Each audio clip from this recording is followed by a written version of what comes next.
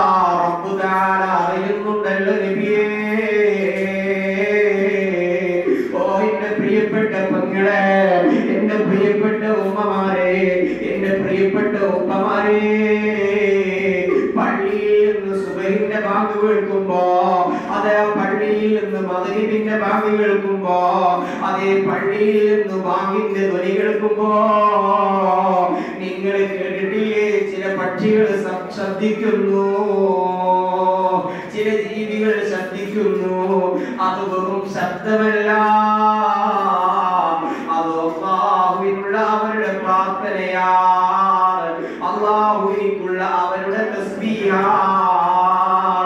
ഇത് ഞാൻ പറയുന്നതല്ല, റബ്ബ് തആല തന്നെ പറയുന്നു.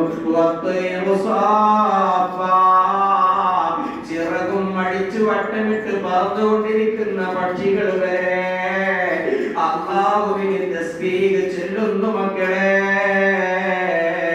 അതുകൊണ്ട് മുഅ്മിനേ, നീ അല്ലാഹുവിനെ പ്രകീർത്തിക്കാതെ, അല്ലാഹുവിനോട് പ്രാർത്ഥിക്കാതെ മാറി നിൽക്കില്ല മോനെ.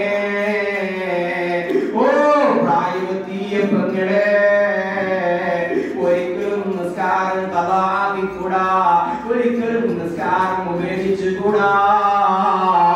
സൂറത്തുൽ ഇസ്രാ എടുത്തു നോക്കൂ.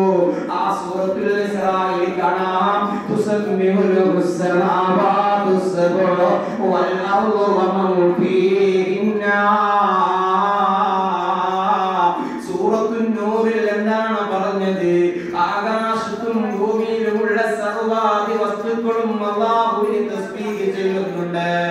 എന്നാൽ സൂറത്തുൻ നൂർ പറയുന്നു, ആകാശവും ഭൂമിയും വെറുതെ നിൽക്കുന്നില്ല.